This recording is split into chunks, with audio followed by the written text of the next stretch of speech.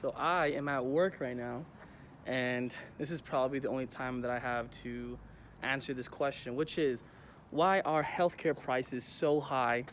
And then kind of like a follow-up question to answer it is why don't people change it? So I think one of the main reasons, the first thing that I think about is one of the questions that you actually asked us in the very beginning was what is our time worth? When I think about that question, I think about what is a doctor's time worth? So with that being said, I think there is an unwritten price floor, if that makes any sense, that we can't just have healthcare prices being really cheap, because then how are we going to pay doctors? How are we going to pay hospitals? How are we going to do that? Kind of focusing on why don't we change it? So it's really high, but why can't we change it, basically? I'm going to talk about it within two kind of perspectives. The first perspective is supply and demand. So talking about supply and demand, when we increase supply and demand stays the same. So in this circumstance, supply being the hospitals, and the demand being the amount of people getting sick and the amount of people getting or needing help. If the amount of people needing help stays the same, if demand stays the same and supply increases, demand also increases, but price has to go down. I'm at home, I'm editing the video, and I just realized that I keep saying demand increases. Demand doesn't increase, quantity demand increases. So basically, supply increases because you make more hospitals. Demand stays the same, assuming that, let's say, given 2 years, the same amount of people get sick. So demand kind of has to stay the same. And then quantity demanded increases, then prices decrease.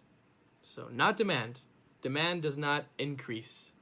Quantity demand increase. And then supply doesn't necessarily increase. The supply curve shifts to the right. And it goes quantity demand increase and then price decrease. Okay, back to the video.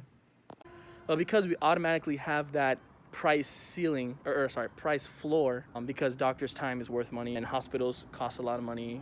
Because we have that unwritten price floor, then we can't change it. We can't decrease it. So when it comes to supply and demand stays the same, supply increases, demand also increases, but price must go down. So, and then the second reason is when it comes to price control.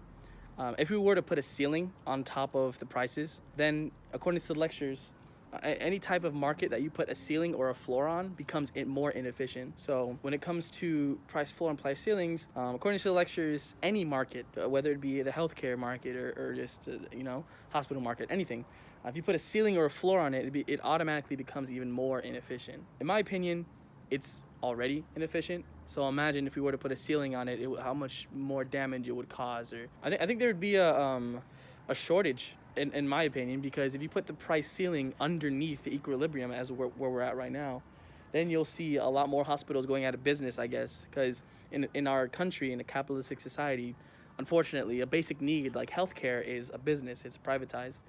So you'd see a lot more hospitals going out of business. You'd see longer lines because now more people are going to want it because it's inexpensive now. I guess when I submitted it on Gaucho Space, I said, why is it so high? I should have said, why is it still so high? Like, why haven't we changed it yet?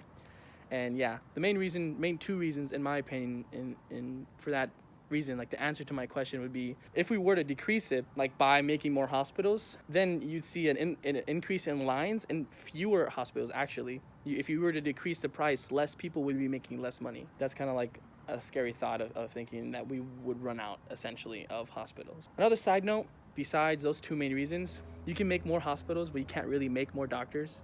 So, and that's like talking to the education system, and that's another whole different conversation. But essentially, yeah, you can build more hospitals, but it's a way bigger problem to make more doctors or just encourage more people to become a doctor. So, but yeah, just one quick summary. The reason why prices are still really, really high. First one, we can't, if we increase supply, demand would also increase and prices would go down. That would work. But because there's this unwritten price floor, what is a doctor's time worth? How much do we need to pay the hospitals? How much do we need to fund the hospitals so that they keep running? That's also very important. If we were to make more hospitals, price would automatically decrease. From my perspective, from what I can see through the econ that I've learned this quarter, prices are forced to go down. And then also, if you put a price ceiling on something, any market becomes inefficient. So it doesn't even matter what market it is. If you put a price ceiling or a price floor, it just automatically becomes more inefficient. So yeah, thank you. Also, I work at Target. This is like what the back room looks like. So